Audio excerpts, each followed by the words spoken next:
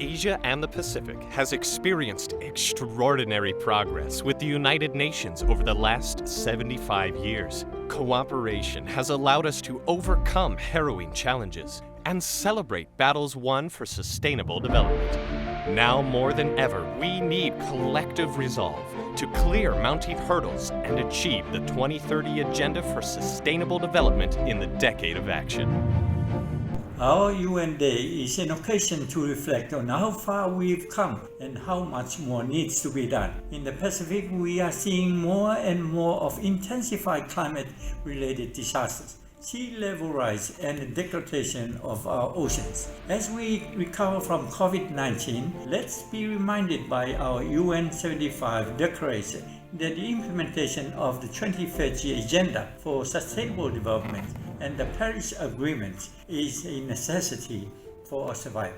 After 75 years, the UN remains uncontested as the only universal and most representative international organization. Its role becomes even more important amid the COVID-19 pandemic. Kazakhstan is strongly committed to the noble goals of ESCAP to promote inclusive and sustainable socio-economic development, reduce inequalities, and expand opportunities of the people in Asia and the Pacific. The COVID-19 pandemic has highlighted the importance of multilateralism in meeting global challenges. The future we want lies in an effective UN, one that tackles global crises and one that ensures an inclusive, prosperous, equitable and just world for all. Nepal has a strong faith in the principles and purpose of the United Nations Charter.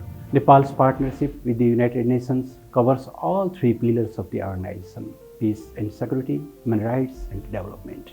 At age 75, the United Nations is at a critical juncture.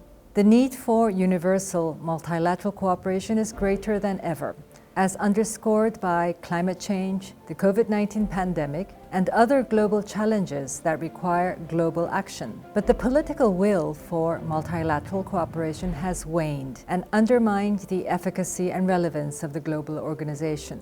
The situation calls for the fresh energy and innovative ideas of the youthful generations to shore up the UN system and enhance the effectiveness of its work. The 75 years since the founding of the UN has seen dramatic progress in the rights, protection, and the inclusive development of persons with disabilities. 75 years ago, the founding fathers, and the Soviet Union was among them, formulated the timeless principles of our relations among all countries that were then enshrined in the UN Charter and laid the foundation for our common global home, the United Nations.